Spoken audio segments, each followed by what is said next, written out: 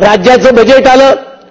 परवा त्या ठिकाणी आर्थिक पाणी अहवाल सादर झाला आणि या आर्थिक पाणी अहवालामधनं सुद्धा हे समोर आलं की देशभरामध्ये परकीय गुंतवणुकीमध्ये क्रमांक 1 वर कुठलं राज्य असेल तर ते आपल्या सगळ्यांचा लाडका महाराष्ट्र हा परकीय गुंतवणुकीच्या बाबतीत क्रमांक 1 वर आपला महाराष्ट्र आहे. आणि याचं श्रेय कोणाला जात असेल तर ते शिंदे, फडणवीस, अजित पवारांच्या सरकारला जात आहे.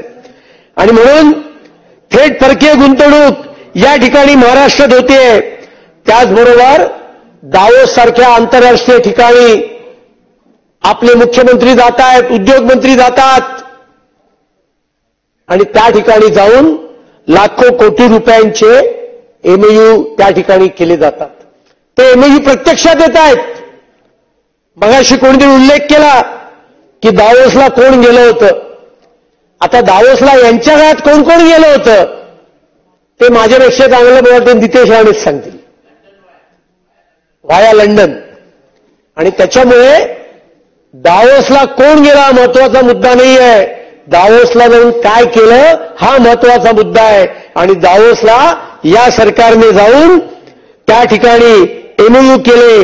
3,53,000 कोटी रुपयांपेक्षा जास्ती एमओयू त्या ठिकाणी केले आणि त्यातून मोठ्या प्रमाणात महाराष्ट्रातल्या उद्योगाला चालना मिळेल.